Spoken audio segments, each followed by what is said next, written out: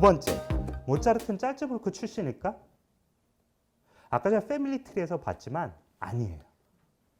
그 모차르트의 가문은 아까 전 위에서부터 보면 아우구스부르크 출신이에요. 아우구스부르크는 위넨에서 남동쪽으로 내려가면 짤츠부르크가 있고 위넨에서 슈투트가르트 쪽으로 북쪽으로 올라가면 다 남부예요. 독일 서남부 도시들인데 이렇게 올라가면 그 아우구스부르크라는 작은 도시가 있어요. 지금도 인구가 30만 분이 되지 않습니다. 30만 밖에 되지 않아요. 그래갖고 아우구스부르크에서 도망간 사람이 바로 아버지 때예요. 레오폴트. 그 짤츠부르크가 지금 뭐 자자손손 대대로 모차르트의 고향이라고 하고 있지만 사실 아버지 때부터인 거죠. 사실 모차르트 가족의 뿌리를 찾아가려면 아우구스부르크를 가야 됩니다. 근데 아우구스부르크는 지금도 인구 30만의 작은 도시라고 말씀드렸어요. 근데 왜 이름이 낯익지? 혹은 이런 작은 도시의 역사적 의미가 뭐지? 라고 묻기가 쉽습니다. 그러기 위해서는 다른 사람의 초상화를 봐야 됩니다. 이 사람이 푸거라는 사람인데 당시 유럽 16세기쯤 유럽 최고의 부자였어요. 독일 출신인데 광산업하고 은행업으로 돈을 벌어서 무지막지하게 벌어서 신성 로마 제국, 유럽 중부의 거대한 제국의 황제 선출권에도 관여할 정도로 막강한 금융자본가였어요. 종교개혁이 일어났을 때 이 사람은 약간 탄핵의 대상이었어요. 이렇게 더럽게 돈을 번. 왜냐하면 황제 선출권에도 관여하고 지금으로 따지면 정경유착의 산 증인인 거죠. 그래서 공격도 많이 받은 사람이에요. 근데 이 사람이 모차르트하고 무슨 상관이지? 라고 묻기가 쉬운데 푸거라는 사람이 아우구스부르크 출신이에요. 이 사람과 과연 모차르트 무슨 상관인가? 그죠? 아우구스부르크에 가면 그 질문에 대한 답이 있습니다. 푸거라이라는 게 있어요. 푸거라이가 뭐냐면 이 푸거가 만든 사회복지시설이에요. 그래서 값싼 가격으로 여기에 입주할 수 있는 유럽 최초의 사회복지시설이에요. 지금도 있습니다. 지금도 사람이 삽니다. 관광지로도 쓰이고 이렇게 여기 가구들이 지금도 얼마 안 냅니다. 1유로인가? 조건이. 그리고 난방비는 자기가 될 것.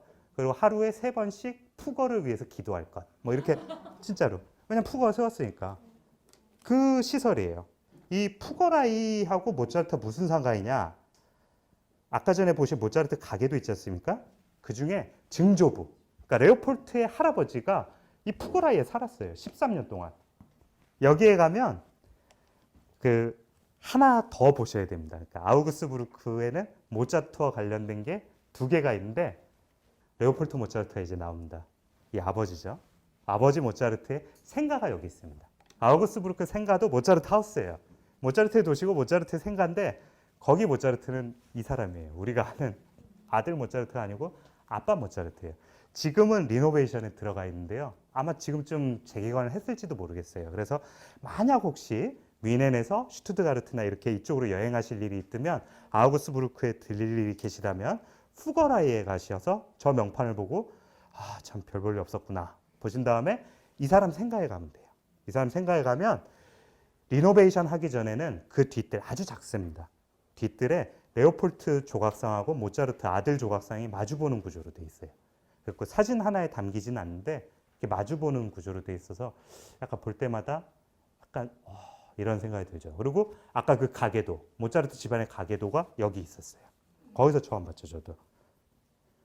모차르트 집안은 이렇듯 죄송합니다. 크게 대단하게 뭐 위세를 떨친다던가 가문이 명문가라거나 아니면 심지어 음악 가문도 아니었어요. 근데 거기에 그 역사에 파열구를 내고 조상의 뜻대로 살지 않겠어 라고 다짐한 거는 아들 레미가 아니라 이 사람이었어요. 레오폴트. 레오폴트 모차르트에 대해서는 근데 아쉽게도 공란이 많습니다. 약간 공란이 많아서 이 사람이 왜 그런 반항의 길로 접어들었는지 확실하게 무엇 때문이다 라고 규정하기는 힘이 됩니다. 하지만 연표를 보면 약간 짐작은 할 수 있어요. 18살 땐가 짤츠부르크 대학으로 수도원 대학이에요. 베네딕트 회 수도사들이 만든 대학이고 거기로 유학을 갑니다. 유학을 가는데 그 직전에 아버지가 돌아가셨어요. 아까 전에 봤다 할아버지죠. 아들 모차르트 할아버지죠. 돌아가시고 여기서 공부하다가 2년 만에 그만둡니다. 출석률 저조라는 기록이 있어요. 혼자 공부하고 타지까지 유학을 왔는데 아버지 돌아가시고 그 다음에 2년인가 만에 그만둡니다.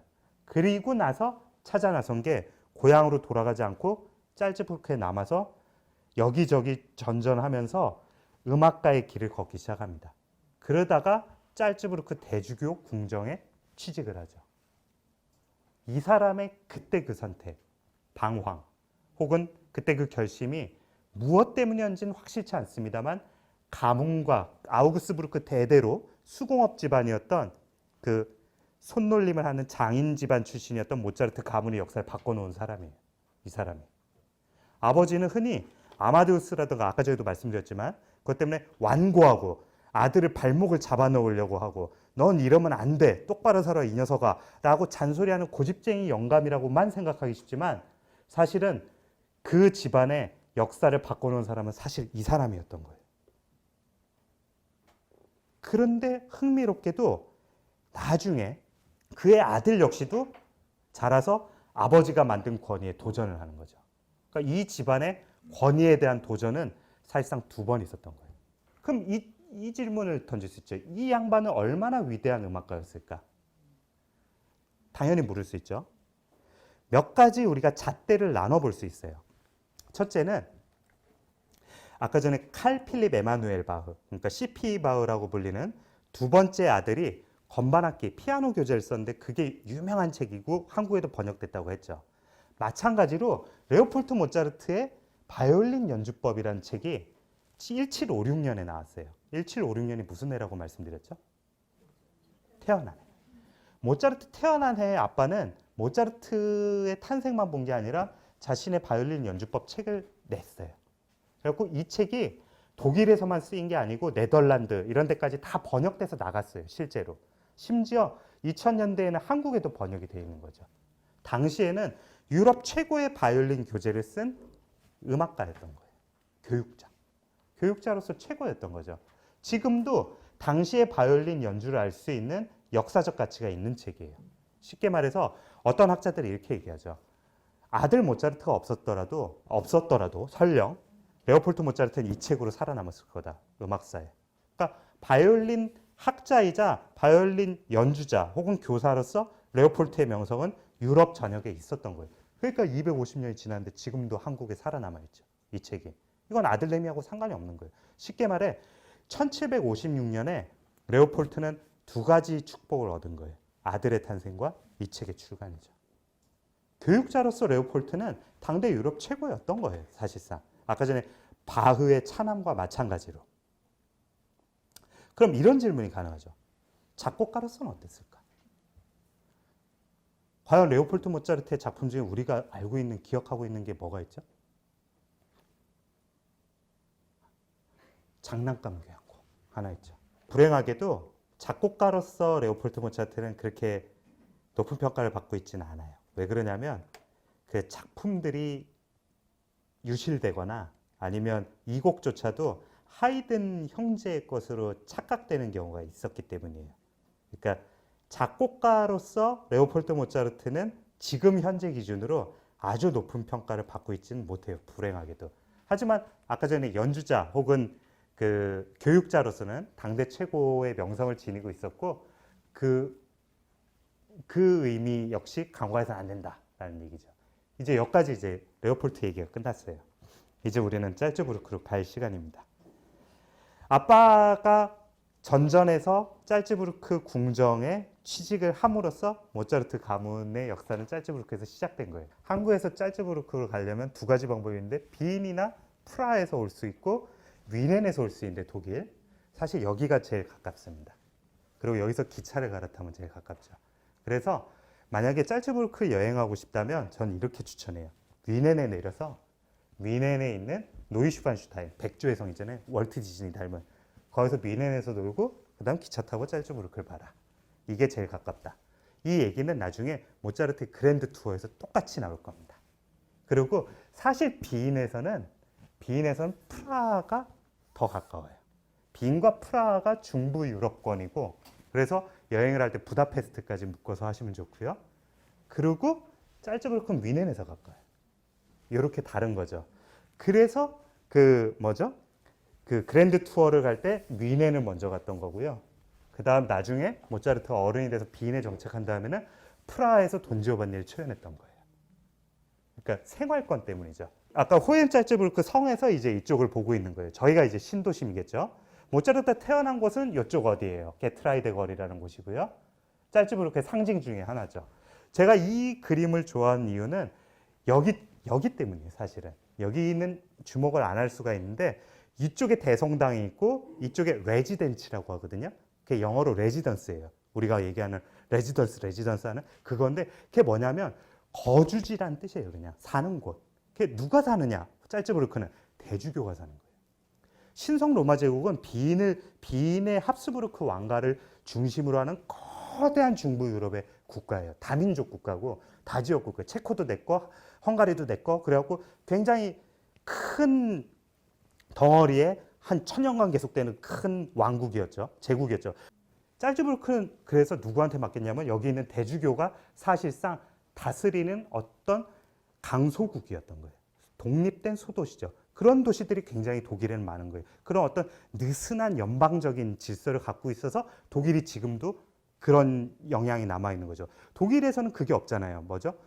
우리가 뭐 서울, 파리, 도쿄, 베이징, 그러니까 대학별 위계 질서가 있잖아요. 다른 나라들은. 독일은 그게 없어요. 그러니까 베를린에서 공대를 나오든 어디서 공대를 나오든 그 사람 사이에서 어떤 우열을 논하지 않아요. 그것이 이제 슈타츠, 그러니까 주가 곧 그 지방들의 그걸 갖고 있기 때문이죠. 굉장히 독특한. 짤츠부르크는 대대로 대주교가 다스렸던 곳이에요. 그걸 보여주는 게 바로 여기예요. 대성당이 여기 있고 대주교는 뭐냐면 성직자잖아요. 성직자가 통치도 하는 거예요. 종교적 지도자가 통치도 하는 거예요. 그리고 레지던츠도 바로 여기 있는 거예요. 지금은 이걸 묶어서 돔 카르티에라고 해요. 돔이 있는 지구예요. 박물관이에요. 자, 이제 모차르트가 태어났습니다. 여기서 태어났죠. 게트라이데 거리에서 태어났죠. 그 생가예요. 그 생가입니다. 아까 전에 짤츠부르크에서 가장 화려한 곳이죠. 모차르트의 신화에 대해서는 다 알고 있어요. 아까 레오폴트가 딸 난네르에게 피아노를 가르칠 때 3살 반 된 모차르트가 아장아장 다가와서 건반을 치기 시작했고 조금 있어 소품을 쓰기 시작했고 그러고 나서 그랜드 투어에 들어갔다가 모차르트 신화의 출발점이에요. 그 출발점인데 흥미로운 거는 모차르트 아빠가 모차르트 남매를 가르치던 그 책 이름은 난네르의 악보집이에요. 난네르 노트북. 난네르의 노트북인데 거기 당시에 아까 전에 말씀드린 차남바흐의 그런 그 악보들을 갖고 딸과 아들을 가르치다가 조금씩 6살, 5살 모차르트가 곡을 쓰기 시작해요. 그래서 원래 이름은 난네르의 노트북인데 거기 모차르트 곡이 처음으로 담겨요. 그래서 난네르의 노트북은 난네르의 악보집인데 이름은 사실상 모차르트 작품 1번이 담겨 있는 책이에요. 이제 모차르트가 처음 작품을 뗐습니다. 아장아장. 이때 이제 레오폴트의 도박이 시작됩니다. 1762년인데 그러니까 6살 때죠, 모차르트가. 그러니까 레오폴트가 짤츠부르크 궁정에 취직을 하고 그 해쯤에 부악장으로 승진을 합니다. 레오폴트는 악장이 되지 못했어요, 평생. 어쩌면 아들과 딸을 데리고 유럽을 다녀야 했던 운명을 건 도박의 대가였을 거예요. 승진 포기. 승진은 포기하고 처음에 그랜드 투어에 들어가죠. 이때부터 계속해서 들어갑니다. 처음에 아까 전에 말씀드린 대로 뮌헨에 먼저 가요. 제일 가까운. 그 다음에 그 해 빈으로 갑니다. 이 두 개가 예행 연습이었어요. 그 다음이 굉장합니다. 3년 반에 걸쳐서 모차르트 잠시만요. 죄송합니다.